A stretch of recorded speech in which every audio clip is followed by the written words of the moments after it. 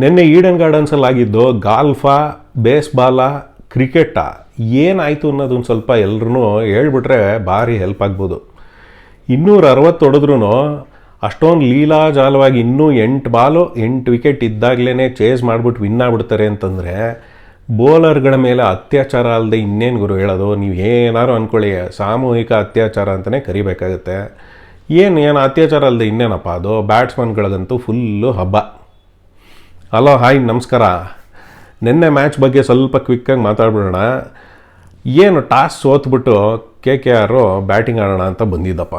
ಅಲ್ಲಿ ಸ್ಟಾರ್ಟ್ ಆಯಿತು ಸಾಲ್ಟು ಮತ್ತು ಸುನಿಲ್ ನಾರಾಯಣ್. ಆ ಮನುಷ್ಯ ಅಂತೂ ಬೇರೆ ಗ್ರಹದಿಂದ ಬಂದು ಒಂಥರ ಬೇರೆ ಊಟ ತಿಂಡಿ, ಒಂಥರ ಗಾಳಿ ಇವುಗಳನ್ನೇ ಕುಡ್ಕೊಂಡು ಒಂಥರ ಟ್ರಾನ್ಸ್ ಮೋಡಲ್ಲಿ ಇರ್ತಾರೆ ಆ ಮನುಷ್ಯ. ಹಿಂಗೆ ಬ್ಯಾಟ್ ಹಿಡ್ಕೊಂಬಂದ್ರೂ ಹಿಂಗೆ ನೋಡ್ತಾ ಇರ್ತಾರೆ, ಫುಲ್ಲು ಕಳೆದೋದಂಗೆ. ಒಂಥರ ಡ್ರಗ್ಸ್ ಎಲ್ಲ ತೊಗೊಂಡು ಹಿಂಗೆ ಕಳೆದು ಗಾನ್ ಕೇಸ್ ಆಗಿರ್ತಾರೆ. ಬಾಲ್ ಬಂದ ತಕ್ಷಣ ಧನ್ ಅಂತ ಬಾರಿಸೋದು, ಎಲ್ಲೆಲ್ಲೋ ಹೋಗ್ತಾ ಇರುತ್ತೆ. ಬೌಲಿಂಗ್ ಮಾಡ್ಬೇಕಾದ್ರು ಹಂಗೆ ನೋಡಿದ್ದೀರಲ್ವ, ಬೌಲಿಂಗ್ ಸುಮ್ಮನೆ ಹಿಂಗೆ ಹಿಡ್ಕೊಂಡು ಹಿಂಗೆಲ್ಲ ಕಳೆದೋದಂಗೆ ಹಿಂಗೆಲ್ಲ ಅಂದ್ಬಿಟ್ಟು ಸುಮ್ಮನೆ ಫೀಲ್ಡರ್ಸ್ಗೆ ಹಿಂಗೆ ಹಾಕೋದು ವಿಕೆಟ್ಗಳು. ನಿನ್ನೆ ಅಂಥ ಹೈ ಸ್ಕೋರಿಂಗ್ ಗೇಮಲ್ಲೂ 6 ರನ್ ರೇಟಲ್ಲಿ 4 ಓವರ್ಗೆ 24 ಕೊಟ್ಟಿರೋದು. ಆ ಮನುಷ್ಯ ಬೇರೆ ಗ್ರಹದಿಂದ ಬಂದು ಅಥವಾ ಬೇರೆ ಏನೋ ಡ್ರಗ್ಸು ಅದು ಇದು ತೊಗೊಂಡು ಎಲ್ರಿಗೂ ಆ ಡ್ರಗ್ಸ್ ಎಲ್ಲಿ ಸಿಗುತ್ತೆ ಅನ್ನೋದು ಸ್ವಲ್ಪ ಅಡ್ರೆಸ್ ಇಸ್ಕೊಂಬಿಡ್ಬೇಕು. ಆ ಮನುಷ್ಯ ಆಡ್ತಾ ಇರೋದು ಫಿಲ್ ಸಾಲ್ಟ್ ಜೊತೆ ಓಪನಿಂಗು ಏನು ಹೊಡೆದಿದ್ದು ನೆನೆ ಹೊಡೆದು ಎಲ್ಲ ಕೂತ್ಕೊಂಡಾಗ್ಲೇ ಹೋಯ್ತು. ಇದು 280 270 ಅಂತಲೇ ಡೆಫಿನೆಟ್ಲು ಅಂದ್ಕೊಂಡೇ ಆಡಿದ್ದು. ಅದ್ರ ಜೊತೆಗೆ ನಮ್ಮ ಅಯ್ಯರ್ ಸ್ಕ್ವೇರ್ಗಳು ವೆಂಕಟೇಶು, ಶ್ರೇಯಸ್ಸು ಫಾರ್ಮಿಗೆ ಬೇರೆ ನಮ್ಮ RCB ಅವರು ತೊಗೊಂಬಂದು ಕೊಟ್ಟಿದ್ದರು. ಶ್ರೇಯಸ್ಸು ಸೇರಿಸ್ಕೊಂಡು ಇವ್ರದಂಗೆ ಹೊಡೆದು ರಸಲ್ಲೂ ಪಾರ್ಟಿಗೆ ಬಂದು ಎಲ್ಲರೂ ಹೊಡೆದು ಕೂತ್ಕೊಂಡು.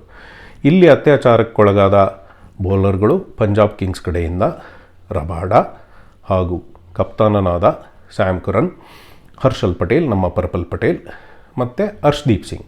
ಒಳ್ಳೆ ಹಳೆ ನ್ಯೂಸ್ ಥರ ಓದ್ತಾ ಇದ್ವಲ್ಲ, ಆ ಥರ ಹೇಳಿದ್ದೀವಿ ನಾವು. ಹರ್ಷಲ್ ಪಟೇಲ್ 1 ವಿಕೆಟ್ ತೊಗೊಂಡು ಇವಾಗ ಪರ್ಪಲ್ ಪಟೇಲ್ ಬೇರೆ ಹೋಗಿದ್ದಾರೆ. ಸೊ ಇವರು ಅತ್ಯಾಚಾರಕ್ಕೊಳಗಾದ ಬೌಲರ್ಸ್ಗಳು ನಿನ್ನೆ ಇವ್ರ ಕಡೆಯಿಂದ, ಪಂಜಾಬ್ ಕಿಂಗ್ಸ್ ಕಡೆಯಿಂದ. 261 ಹೊಡೆದಾಗ ಆರಾಮ್ 261 ಆಯಿತು. ಪಂಜಾಬ್ ಕಿಂಗ್ಸು ಕಷ್ಟಪಟ್ಟರು 261 ಪ್ರೆಷರ್ ಹ್ಯಾಂಡ್ಲ್ ಮಾಡ್ಕೊಂಡು ಕೊನೆಯವರೆಗೂ ಅದನ್ನೇ ಸಸ್ಟೈನ್ ಮಾಡ್ಕೊಂಬರೋದೆಲ್ಲ ಕಷ್ಟ ಅಂದ್ಕೊಂಡೇ ಎಲ್ಲರೂ most of the critics experts ಅನ್ಕೊತಾ ಇದ್ದಿದ್ದು. ಬಟ್ ಆಗಿದ್ದೇ ಬೇರೆ. ಸ್ಟಾರ್ಟ್ ಆಯಿತು ಬ್ಯಾಟಿಂಗು ಪ್ರಭ್ಸಿಮ್ರನ್ ಸಿಂಗು. ಆಮೇಲೆ ಸ್ಟಾರ್ಟ್ ಮಾಡಿದ್ದು ಜಾನಿ ಬೇಸ್ಟೋ. ಅವರೇನು ಅಂಥ ಫಾರ್ಮಲ್ಲೂ ಇರಲಿಲ್ಲ. ಪ್ರಭ್ಸಿಮ್ರನ್ ಮಾತ್ರ ಸಖತ್ತಾಗಿ ಹೊಡಿತಾಯಿದ್ರು. But unfortunate run out. ಆ ಓವರಲ್ಲಿ 24 ರನ್ ಬಂದಿತ್ತು. ಆ ಸಿಂಗಲ್ಗೆ ಯಾಕೆ ಹೊಡೆದ್ರು ಗೊತ್ತಿಲ್ಲ, ಓಡ್ಬಿಟ್ಟು ರನ್ಔಟ್ ಆದರು. ಆದಮೇಲೆ ಬಂದಿದ್ದು ಆ ರಲ್ಲಿರೋಸೋ ಆ ಮನುಷ್ಯನೂ ಫಾರ್ಮಲ್ಲಿ ಇರಲಿಲ್ಲ, ಅಂದರೂ ನಿಂತ್ಕೊಂಡ್ರು. ಆ ಮನುಷ್ಯ ಪ್ರಭ್ಸಿಮ್ರನ್ 2 ವಿಕೆಟ್ ಹೋಗಿದ್ದು. ಜಾನಿ ಬೇಸ್ಟೋ ಏನು ಹೊಡೆದಿದ್ದು ಅಬ್ಬಾ ರಾಮ. ಮೊನ್ನೆ ಬಟ್ಲರ್ನು ಫಾರ್ಮಿಗೆ ಬಂದರು, ಬೇಸ್ಟೋನು ಫಾರ್ಮಿಗೆ ಬಂದರು. ಇಬ್ಬರು ಫಾರ್ಮಿಗೆ ಬಂದಿರೋದು ನೋಡಿದ್ರೆ ಇಂಗ್ಲೆಂಡು ಎಲ್ಲೋ ಹೋಗ್ತಾಯಿದೆ ಇವಾಗ ಮತ್ತೆ T20ಗೆ. ಮತ್ತೆ ಏನಾಗುತ್ತೋ ಏನು ಕತೆನೋ ಗೊತ್ತಿಲ್ಲ ವರ್ಲ್ಡ್ ಕಪ್ಪಲ್ಲಿ. ಸೊ ಇವರಿಬ್ಬರು ಹೊಡೆದು ಚಚ್ಚಿ ಬಿಸಾಕಿದ್ರು. ಅದಾದಮೇಲೆ ಬಂದಿದ್ದು ಆ ಶಶಾಂಕ್ ಅಂದ್ಬಿಟ್ಟು ಆ ಮನುಷ್ಯನ ಕತೆ ಗೊತ್ತಲ್ವ, ಆಕ್ಷನಲ್ಲಿ ನೋಡಿರ್ಬೇಕು ಎಲ್ಲರೂ. ಅದೊಂಥರ ಮಿಸ್ ಪಿಕ್ ಅಂತಾರಲ್ಲ ಹಾಗೆ. ಪಂಜಾಬ್ ಕಿಂಗ್ ಅದೇನೋ ತೊಗೊಂಬಿಟ್ಟು ಕೂಗ್ಬಿಟ್ಟು ಅದು ಆಕ್ಷನ್ ಆಗೇ ಹೋಯ್ತು, ಕೂಗ್ಬಿಟ್ಟಿದ್ರು. ಫೈನಲೈಸ್ ಆದಮೇಲೆ ಹಿಂಗೆ ಪ್ರೀಟಿ ಜಿಂಟಾ ಎಲ್ಲರೂ ಒಂಥರ ಹಿಂಗೆ ನೋಡಿಕೊಂಡು ನಾವು ಈ ಶಶಾಂಕ್ ಅಲ್ಲ ಕೂಗಿದ್ದು ಅದು ಇದು ಅಂತ ಏನೇನೋ ಹೇಳಿದ್ರು. ಕೊನೆಗಿಲ್ಲ, ಅದೇ ಶಶಾಂಕು ಸ್ವಲ್ಪ ಕನ್ಫ್ಯೂಷನ್ನು ಏನೇನೋ ಆಯಿತು. ಬಟ್ ಎಂಥ ಪಿಕ್ ಆಗೋಯ್ತು ಅದೊಂಥರ. ಆ ಮನುಷ್ಯಂಗೆ ಒಳ್ಳೆ ಪೊಟೆನ್ಷಿಯಲ್ ಇದೆ, ಸಖತ್ತಾಗಿ ಹೊಡೆದಿದ್ದು. ನೆನೆ ಏನು 8 6 ಹೊಡೆದಿದ್ದು ಅವರು. 262 ಇನ್ನೂ 8 ಬಾಲು 8 ವಿಕೆಟ್ ಇರೋಂಗೆ ಹೊಡೆದು ಮುಗಿಸ್ಬಿಟ್ರು. ಮತ್ತೆ ನ್ಯೂಸ್ ಓದೋಣ. ಇಲ್ಲಿ ಅತ್ಯಾಚಾರಕ್ಕೊಳಗಾದ ಬೌಲರ್ಗಳು KKR ಕಡೆಯಿಂದ ದುಷ್ಮಂತ ಚಮೀರಾ ಅವರು ಮಿಚೆಲ್ ಸ್ಟಾರ್ಕ್ ಅವ್ರನ್ನ ರೀಪ್ಲೇಸ್ ಮಾಡಿ ಬಂದದ್ದು, ಹಾಗೂ ಕಲ್ಕತ್ತಾದ ವರುಣ್ ಚಕ್ರವರ್ತಿ ಮತ್ತು ಹರ್ಷಿತ್ ರಾಣಾ ಹಾಗೂ ಅನುಕೂಲ್ ರಾಯ್ ಅವರು ಇಂಪ್ಯಾಕ್ಟ್ ಪ್ಲೇಯರ್ ಅಂತ ಕರ್ಕೊಂಡ್ಬಂದಿದ್ರು. ಇವರು ಅತ್ಯಾಚಾರಕ್ಕೆ ಒಳಗಾದರು. ಕೊನೆಗೆ ಎಲ್ಲ ಲೆಕ್ಕ ಹಾಕ್ಕೊಂಡ್ರೆ 37 4 42 6 ನೆನ್ನೆ ಮ್ಯಾಚಲ್ಲಿ 42 6 ರೆಕಾರ್ಡು, 37 4ಗಳು. ಸೊ ಇಷ್ಟು ಬೌಂಡ್ರಿಗಳು. ಒಂಥರ ಬೌಲರ್ಗಳು ಈ ನಮ್ಮೂರ ಕಡೆ ಎಲ್ಲ ಮುಂಚೆ ಸೌದೆ ಹೊಡೆಯೋರು ಅಂತ ಇರ್ತಾಯಿದ್ರು ಗೊತ್ತಾ. ಹಿಂಗೆ ಸೌದೆನ ಪ್ರಪಂಚ ಹೊಡೆಯೋದು, ದಾನ ಮೇಲೆ ಎತ್ಬಿಟ್ಟು ಬಾರಿಸೋದು, ಹಂಗೆ ದಾನಕ್ಕೆ ಕೊಡ್ದಂಗೆ ಹೊಡಿತಾ. ನೆನ್ನೆ ಹಂಗೆ ಸೌದೆ ಹೊಡೆಯೋರ ಥರ ಹೊಡಿತಾ ಇದ್ರಪ್ಪ. ಏನು ಎಲ್ಲ ಬಾಲ್ಗಳು ಹಾರ್ತಾ ಇದ್ದಾವೆ. ಏನು ಹೇಳೋದು ಏನು ಕತೆನೋ ಅನ್ನೋದು ಗೊತ್ತಿಲ್ಲ.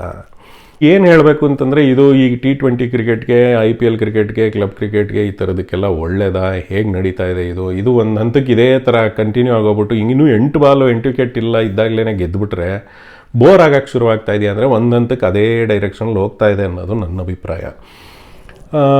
ಯಾಕಂದರೆ ಈ ಸೀಸನ್ ಗಮನಿಸ್ಕೊಂಬಂದರೆ ನೀವು 250 230 ಎಲ್ಲ ಹೊಡೆಯೋದು ಕಾಮನ್ ಆಗಿರೋ ಥರ ಆಗೋಗಿದೆ. ಅದನ್ನು ಲೀಲಾಜಾಲವಾಗಿ ಚೇಸ್ ಕೂಡ ಮಾಡ್ತಾ ಇದ್ದಾರೆ ಇವಾಗ. ಅದು ಬೋರ್ ಆಗ್ತಾ ಇರೋದಕ್ಕೆ ಕಾರಣ ಅಂತ ಹೇಳ್ಬೋದು. ಯಾಕಂದರೆ ಹತ್ರಕ್ಕೆ ಬರೋದು ಒಂಥರ ಕ್ರೂಷಿಯಲ್ ಗೇಮ್ಸು, ತುಂಬ ಬಾಯಿಗೆ ಬರ್ಸ್ಬಿಟ್ಟು ಎಡ್ಜ್ ಆಫ್ ದ ಸೀಟು ಮೊಮೆಂಟ್ಸು ಈ ಥರದ್ದೆಲ್ಲ ನಡೀತಾನೆ ಇಲ್ಲ. ಮುಂಚೆ 200 ರನ್ನು ಆ ಥರ ಹೊಡಿತಾ ಇದ್ದಿದ್ದು, ಇವಾಗ ಸ್ಕೋರ್ ಹಂಗೆ ಹೈ ಆಗಿಬಿಟ್ಟು 250 260 ಥರ ಆಗೋಗ್ಬಿಡ್ದೆ. 180 170 ಎಲ್ಲ ಮುಂಚಿಂದು ಲಿಮಿಟ್ಟು ಆ ಥರ ಸ್ಕೋರಿಂಗ್ ಅನ್ನೋದು ಇವಾಗ ಕಾಮನ್ ಆಗಿ 200 ರನ್ನು. ಈಗ ಮುಂಚೆ 180 ಹೊಡಿತಾ ಇದ್ರು ಅಂದರೆ ಈಗ 200 ರನ್ ಹೊಡಿಬೇಕು ಅನ್ನೋ ಥರ ಹಂಗಾಗೋಗಿದೆ. ಇವಾಗ ಪರಿಸ್ಥಿತಿ ಹೆಂಗಾಗಿತ್ತು ಅಂತಂದರೆ, ಒಂಥರ ಹೇಳ್ಬೇಕು ಅಂತಂದರೆ, ಈಗ ನೀನು ಫಸ್ಟ್ ಬ್ಯಾಟಿಂಗ್ ಆಡ್ತಾ ಇದೆಯಾ ಅಂದಾಗ 200 ರನ್ ನೀನೇನಾದ್ರು ಹೊಡೆದಿಲ್ಲ, 200ಕ್ಕಿಂತ ಕಮ್ಮಿ ಹೊಡೆದಿದ್ಯಾ ಅಂತಂದರೆ ಸುಮ್ಮನೆ ಬ್ಯಾಟಿಂಗ್ ಆಡೋದೇ ಬೇಡ. ನೆಕ್ಸ್ಟು ಅವ್ರಿಗೆ ಚೇಸ್ ಮಾಡಿ ಅಂತ ಹೇಳೋದೇ ಬೇಡ. 200 ಹೊಡೆದಿಲ್ಲ ಗುರು, ನಮ್ಗೆ 200 ಹೊಡೆಯೋಕ್ಕಾಗಿಲ್ಲ, ನೀನೇ ವಿನ್ನು, ಆರಾಮಾಗಿ ಆಡ್ಕೋಕೆ, ಸುಮ್ಮನೆ ಯಾಕೆ ಟೈಮ್ ವೇಸ್ಟು, ನೀವೇ ವಿನ್ನು ಗುರು ಅಂತ ಪಾಯಿಂಟ್ ಕೊಟ್ಬಿಟ್ರೆ ಒಳ್ಳೆಯದು. ಯಾಕಂದರೆ 200 ಹೊಡಿಲಿಲ್ಲ ಅಂದರೆ ಆರಾಮಾಗಿ ಚೇಸ್ ಮಾಡೋ ಎಲ್ಲ ಲಕ್ಷಣಗಳು ಇರ್ತವೆ. ಯಾವುದೋ ಆ ಥರ ತುಂಬ, ಯಾಕಂದರೆ ಪರಿಸ್ಥಿತಿ ಹಂಗೆ ಆಗಿದೆ, ಗೇಮ್ ಫಾರ್ಮ್ಯಾಟ್ ಹಂಗಿದೆ, ಪಿಚ್ಗಳು, ರೂಲ್ಗಳು ಇವಾಗ ತಂದಿರೋದು ಇವೆಲ್ಲನೂ ಅದಕ್ಕೆ ಅನುಕೂಲಕರವಾಗಿ ಕೂತ್ಕೊಂಡ್ಬಿಟ್ಟಿದೆ ಅನ್ನೋದು ನನ್ನ ಅಭಿಪ್ರಾಯ.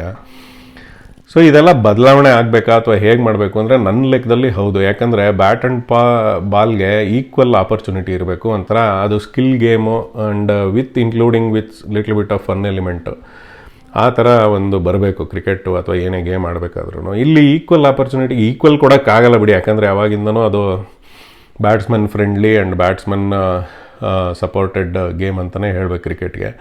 ಬೌಲರ್ಗಳು ಯಾವಾಗಲೂ ಹಿಂಗೆ ಹೊಡೆಸ್ಕೊಳ್ಳೋದೇನೆ.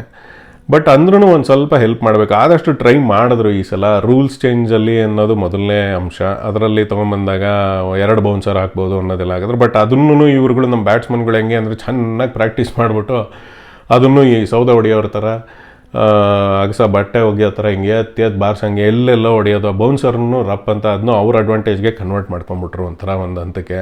ಅದು ಕ್ಲಿಕ್ ಆಗಿಬಿಟ್ಟು ಬ್ಯಾಟ್ಸ್ಮನ್ಗಳಿಗೆ ಅಡ್ವಾಂಟೇಜ್ ಆಗಿಬಿಟ್ಟು ಒಂಥರ ಫಲಿತಾಂಶ ಕೊಡ್ತಾ ಇದೆಯಾ ಅಂತಂದರೆ ನನ್ನ ಲೆಕ್ಕದಲ್ಲಿ ಇನ್ನೂ ಏನೂ ಕೊಟ್ಟಿಲ್ಲ. ಸೊ ರೂಲ್ಸಲ್ಲಿ ಒಂಥರ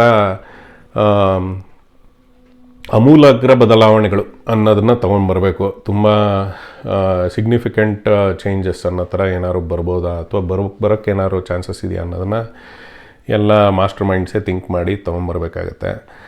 ಇನ್ನೇನು ಚೇಂಜಸ್ ತೊಗೊಂಬರ್ಬೋದು ರೂಲ್ಸಲ್ಲಿ ಅಂತಂದರೆ ನನ್ನ ಲೆಕ್ಕದಲ್ಲಿ ಈ ಇಂಪ್ಯಾಕ್ಟ್ ಪ್ಲೇಯರ್ ರೂಲ್ನ ಫಸ್ಟ್ ಆ್ಯಂಡ್ ಫಾರ್ಮೋಸ್ಟ್ ಆದಷ್ಟು ಬೇಗ ವಿಡ್ರಾನೇ ಮಾಡ್ಕೊಂಬಿಡ್ಬೇಕು. ಯಾಕೆಂದರೆ ಅದರಿಂದ ಒಂದು ಬ್ಯಾಟ್ಸ್ಮನ್ ಅಡ್ವಾಂಟೇಜು ಡೆಫಿನೆಟ್ಲಿ ಇರುತ್ತೆ. ಅದರಿಂದ ಏನು ತಲೆ ಕೆಡಿಸ್ಕೊಳ್ತಾ ಇಲ್ಲ. ಎಲ್ಲ ಬಾಲ್ಗಳು ಬಂದಿದ್ದ ಬಾಲೆಲ್ಲನೂ ಸುಮ್ಮನೆ ಬೀಸುಗುರು, ಸಿಂಗಲ್ಲು ಅನ್ನೋದೆಲ್ಲ ಆಡೋಂಗಿಲ್ಲ. 6 4 6 6 6 ಬಾಲ್ ಬರ್ತಾ ಇದೆಯಾ ಹೊಡಿ ಅಷ್ಟೇ. ಎಲ್ಲ ಹಾಕಿದ್ರೂ ಸರ್ರಿ ಗುಮ್ಮದು ಅಂತಾರಲ್ಲ, ಗುಮ್ 20 ಅನ್ನೋ ಥರ ಆಗ್ಬಿಟ್ಟಿದೆ. ಈ T20 ಅನ್ನೋದು ಗುಮ್ 20 ಅನ್ನೋ ಥರ ಎಲ್ಲಿ ಹಾಕಿದ್ರು ಗುಮ್ಬಿಡ್ತಾರೆ ಗುರು, ಸರ್ರಿಯಾಗಿ ಗುಮ್ತಾರೆ. ಏನು ಸ್ಲಾಟಲ್ಲಿ ಹಾಕು ಗುಮ್ತಾರೆ, ಗುಡ್ ಲೆಂತ್ ಹಾಕು ಗುಮ್ತಾ ಇರೋದು, ಯಾರ್ಕರ್ ಹಾಕು ಗುಮ್ಮು, ವೈಡ್ ಹಾಕು ಗುಮ್ಮು, ಫುಲ್ ಟಾಸು, ಇನ್ನೇನು ಬೌನ್ಸರು, ಏನು ಹಾಕಿದ್ರು ಸರ್ರಿಯಾಗಿ ಗುಮ್ತಾ ಇರ್ತಾರೆ. ಶಾರ್ಟ್ ಹಾಕಿದ್ರೂ ಸರಿಗೆ ಬಾರಿಸೋದು, ಏನು ಒಂಥರ ಸರಿನೇ ಹೋಗ್ತಾಯಿಲ್ಲ ಅದು. ಅದಕ್ಕೇ ಇಂಪ್ಯಾಕ್ಟ್ ನನ್ನ ಲೆಕ್ಕದಲ್ಲಿ ಇಂಪ್ಯಾಕ್ಟ್ ಪ್ಲೇಯರ್ ರೂಲು ಫಸ್ಟ್ ಕಲ್ಪ್ರಿಟ್ಟು. ಅದು ಬಿಟ್ಟರೆ ಇನ್ನೇನು ಬ್ಯಾಟ್ಸ್ಮನ್ ಫ್ರೆಂಡ್ಲಿ ಪಿಚ್ಚಸ್ಸು ಇವನ್ನೆಲ್ಲ ಸ್ವಲ್ಪ ಅವಾಯ್ಡ್ ಮಾಡಬೇಕು. ಬೌಲರ್ಗೂ ಫ್ರೆಂಡ್ಲಿ ಆಗಿರಬೇಕು. ಅದರಲ್ಲಿ ರಿಯಲ್ ಸ್ಕಿಲ್ ಆಚೆ ಬರೋ ಥರ ನೀವು ಹೊಡೀರಿ ನೋಡೋಣ ಅನ್ನೋ ಥರ ಬರಬೇಕು. ಇಲ್ಲಾಂದರೆ ಯಾವ ಆಸ್ಪಿರೇಷನಲ್ ಪ್ಲೇಯರ್ಸು ಮುಂದೆ ಬೌಲರ್ ಆಗೋಕ್ಕಂತೂ ಇಷ್ಟಪಡಲ್ಲ. ಯಾಕಂದರೆ ಎಲ್ಲ ರೀತಿ ಮರ್ಯಾದೆ ಹೋಗ್ತಾ ಇರುತ್ತೆ. ಭಾರಿ ಕಷ್ಟ ಅಂತ ಹೇಳಬೇಕಾಗತ್ತೆ. ಸೊ ಇದು ಪರಿಸ್ಥಿತಿ. ಇಷ್ಟನ್ನು ಮಾತಾಡೋಣ ಅಂತ ಅಂದ್ಕೊಂಡೆ. ಇನ್ನು ನಾಳೆ ನಮ್ಮದು ಗುಜರಾತ್ ಮೇಲೆ ಪಂದ್ಯ ಇದೆ, RCBದು ಅಹಮದಾಬಾದಲ್ಲೇ. ನಮ್ಮವರು ಯಾವ್ಯಾವ ಥರ ಪ್ರಾಕ್ಟೀಸ್ ಮಾಡ್ಕೊಂಡ್ಬಂದು ಎಲ್ಲ ಹೊಡಿತಾರೆ, ಏನು ಕತೆ ಅಂತ ನೋಡೋಣ. ಇವತ್ತು ಒಂದು ಡಬಲ್ ಹೆಡರು, ನಾಳೆನೂ ಡಬಲ್ ಹೆಡರು. ಸಿಗ್ತಾ ಇರೋಣ ಹೀಗೆ. ಚಾನಲ್ನ ನೋಡ್ತಾ ಇರೋರಿಗೆಲ್ಲರಿಗೂ ಧನ್ಯವಾದಗಳು. ಕೊನೆಯವರೆಗೂ ವಿಡಿಯೋ ನೋಡಿರೋರಿಗೆ ಧನ್ಯವಾದಗಳು. ದಯವಿಟ್ಟು ಸಬ್ಸ್ಕ್ರೈಬ್ ಕೂಡ ಮಾಡಿ. ಸಬ್ಸ್ಕ್ರೈಬರ್ಸ್ ಜಾಸ್ತಿ ಆಗಬೇಕು. 3000 ಸಬ್ಸ್ಕ್ರೈಬರ್ಸ್ ಬೇಗ ಆಗಲಿ ಅಂತ ನೋಡ್ತಾ ಇರ್ತೀನಿ. Thank you very much. ಸಿಗ್ತಾ ಇರೋಣ ಹೀಗೆ. ಬಾಯ್.